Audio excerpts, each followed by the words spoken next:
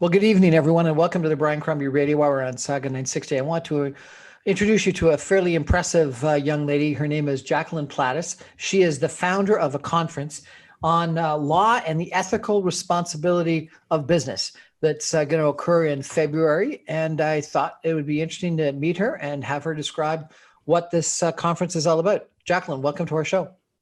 Thank you so much for having me. I'm so excited to tell you a little bit about the conference and my inspiration for it. Okay, tell us about the conference and your inspiration for it.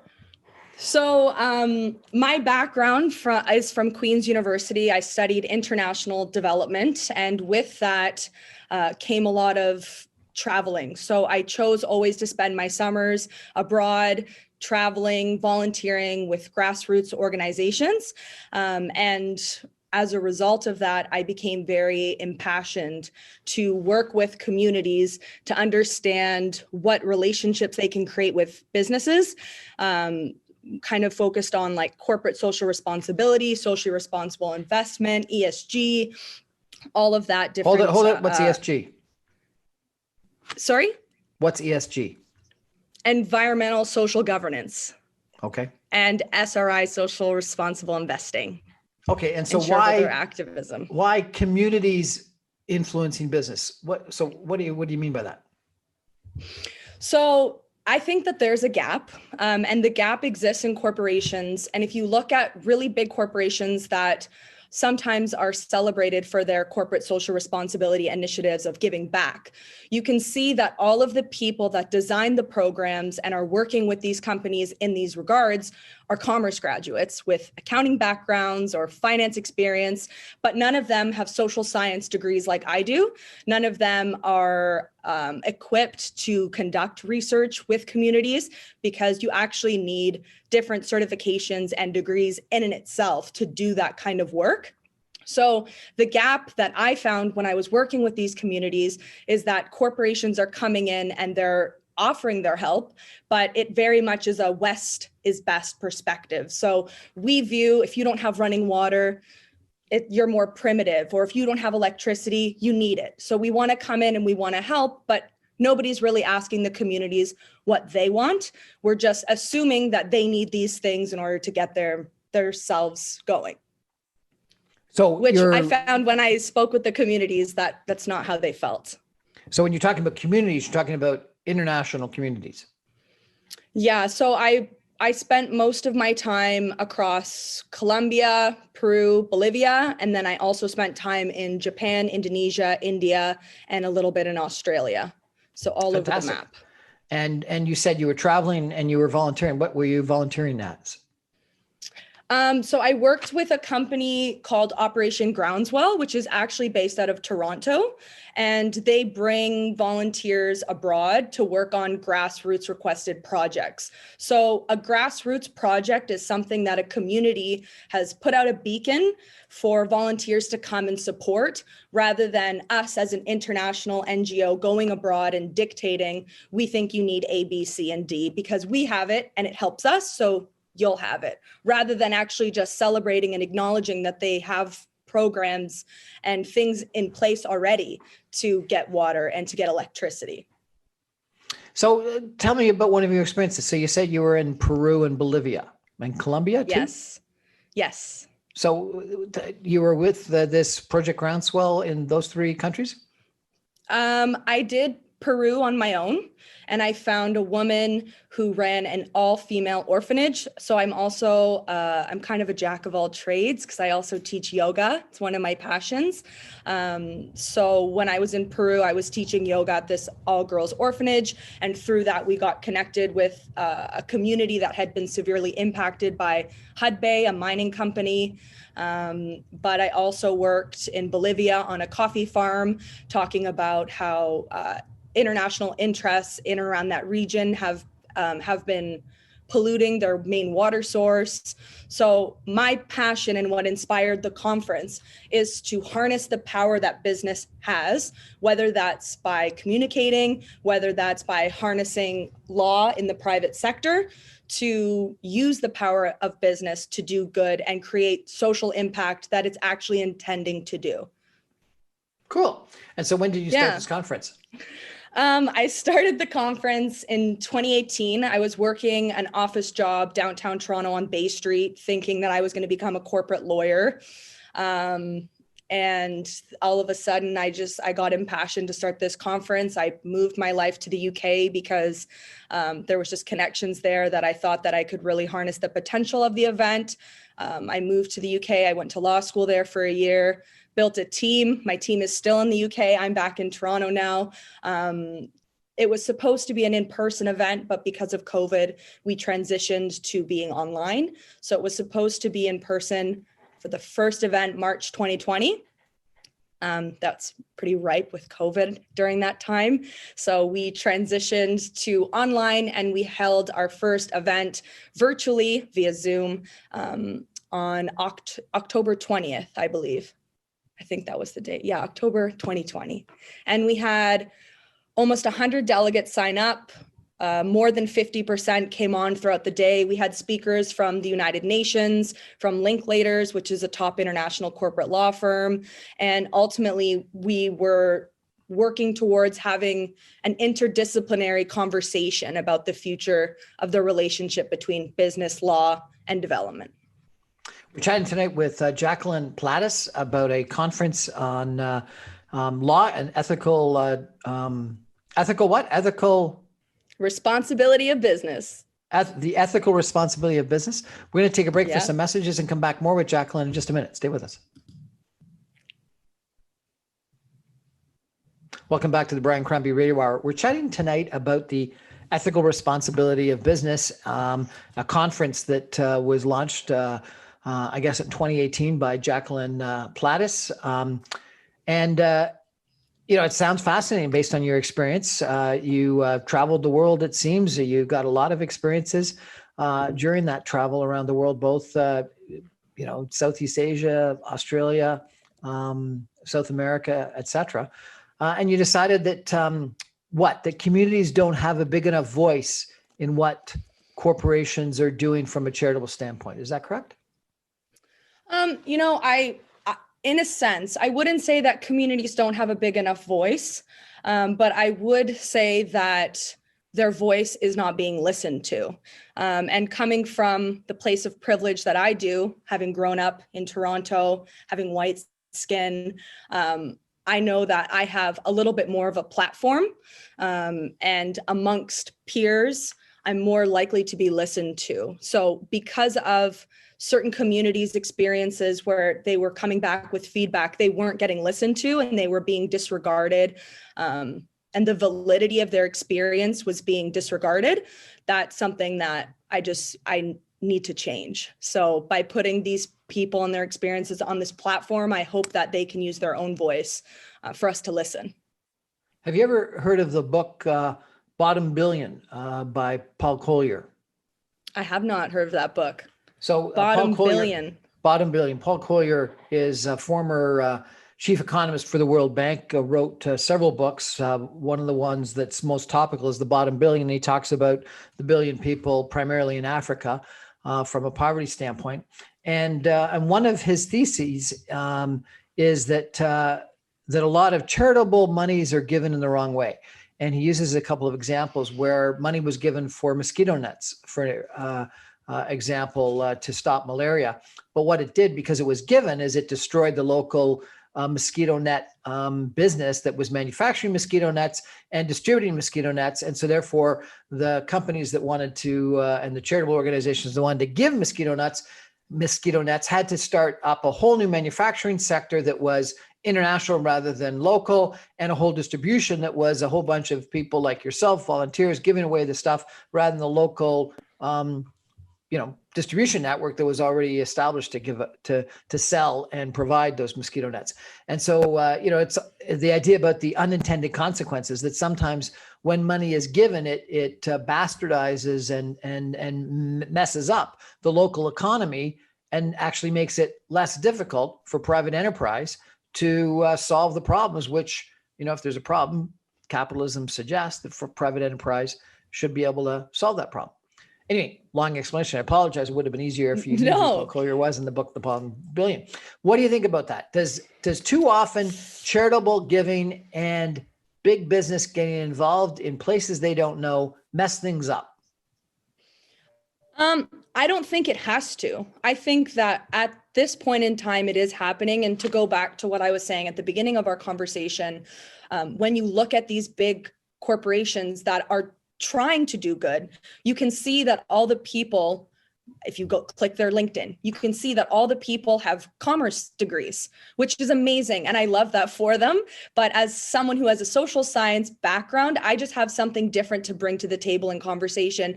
And I'm actually authorized to go into communities and conduct research in an ethical manner. It is a certification that you have to get before you can go. And by doing so, you can create a program with the community that will actually be sustainable, that will actually last when you leave, and will not have unintended consequences, because it's pretty much created just with my little hand guiding and them themselves doing all of the work because they want to. Okay, but So why it's do very they interesting. need you? Why do they need you to guide them and help them and be their voice? Why can't big companies and big charitable organizations listen to the local people anyway? I don't know if they know the value of it yet. I think it's still something that's slowly coming to the forefront, especially with the younger generations really demanding things as consumers from companies. Like, we want to see now what you're giving to. We don't want to know if we buy your shoes, you'll pay for a well, and then the well breaks down and the community uses it as a clothing rack, because that's something that happens really frequently. So I think that it's a slow change, but I think companies need to start listening, because it is a really big investment for them to actually create social programs that do what they intend to do. There are so many cases like the one that you were discussing from that book that I studied in my Queen's 4-year degree. And it just was shocking to me that legally, if you have the intent to develop, then you can't be held accountable in court for the negative impact you have on communities abroad. Really? That's interesting. Yes. There was a big case with Nestle where a precedent was set with formula, and they were in a rural community, I believe it was in Africa, and they were providing as like a charitable giving formula. And what had happened is the mother's breast milk dried up, and then they stopped giving formula, but they said, you can still buy it from us. We'll sell it to you at a reduced cost. And they're like, we would have been happy just with breast milk, but so there's a lot of cases like that. And there wasn't So you're saying much that done with Nestle. even though they created a market for themselves because people became reliant on the formula, and probably actually harmed the local population, because the breast milk that has all the benefits that it does, and lots of people have commented about how too often formula doesn't have a lot of the natural, don't even know what they're called, but antibodies and other things, vitamins and all of that. Yeah, but they had the intent. They had the intent to do good. So but because they had the intent to do good, they're not legally liable for how they messed up the local economy. No, because they wanted to help. They tried. That's kind of how it's looked at. This is an international law or a Canadian law or US law? What? I believe it was under international law, which is a tricky business as well, because it's ever changing. International law is a sticky practice to get into. It was never one that I thought would be my cup of tea, but yeah, it was an international law, I believe, but don't quote me on it. Okay, so this conference that you had last month, tell us who the typical attendees were. So our attendees initially, because it was supposed to be in person, were students of any age, university students. But because we transitioned to online, we opened it up to not only students, but also young professionals. Majority of our attendees were under 30, and they all actively chose to spend their Saturday, 3.5 hours of their Saturday online with us and our speakers, talking about these things exactly. So they're really intelligent. Social services students or law students or what? We had engineers, law students, development students. We had some art history students. The unique thing about this event is that our goal is to bring everyone together. It's a unique conference because we're not tailored to just law students or development students. We want to actually bring these people together to have a conversation so everyone can bring their expertise to the table to create lasting change. And tell me about who some of the speakers were and what they had to say. So we featured 2 keynote speakers. One was Ruth Knox. She's a corporate managing associate at Linklaters, and she specializes in corporate environmental law. She was talking about governance in the 2020s and how legislation in the UK actually prevents corporations from doing the things that they would like to do in terms of charitable giving and corporate social responsibility. And we also heard from Mikael Hominen, who is heading academic research at the United Nations Principles for Responsible Investing.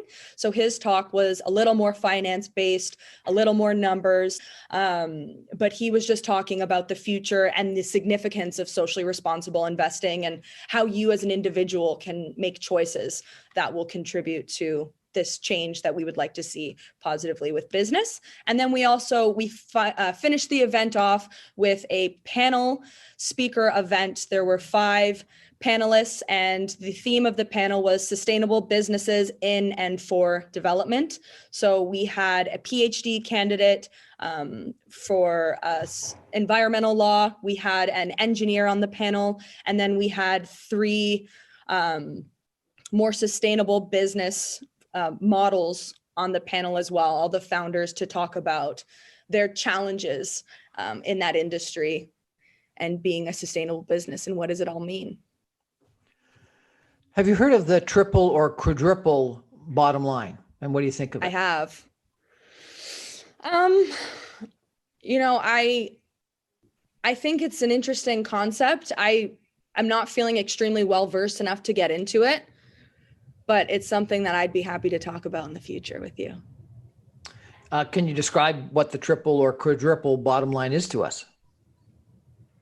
I would actually ask you if you could describe it, and then maybe I could add some talking points on it. I might need a little bit of a refresher. Okay, so the triple bottom line that I think, it started with people thinking about there would be a double bottom line, that you had to think about profit and also people. And that's when there was this whole big movement to valuing human capital as well as financial capital. But then a lot of people said that you needed to add in something in regards to the planet and being mindful of climate change. And then some people have been talking about the quadruple bottom line of late, not as many as the triple bottom line, but the quadruple bottom line, which is profit, people, planet, and purpose, that you had to have social responsibility.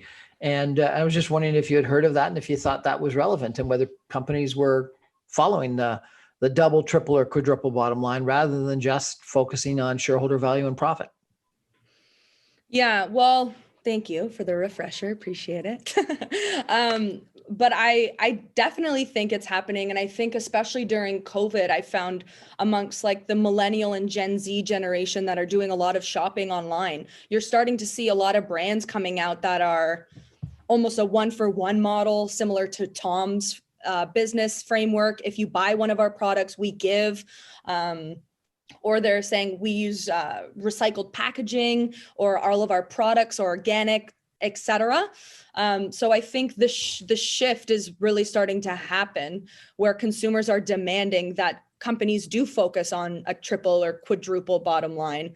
And I think by making these shifts, and this is something that I say to my stepdad all the time, who's a Bay Street wealth manager, and he talks often on BNN, and our viewpoints are very, very conflicting. But I say to him and all his friends, like, you guys need to get on board with this, because ultimately you'll start making more money if you make these changes now and you genuinely do it in a transparent, honest way, because all of my generation will buy your services or align with your company if you do so. When's the next conference?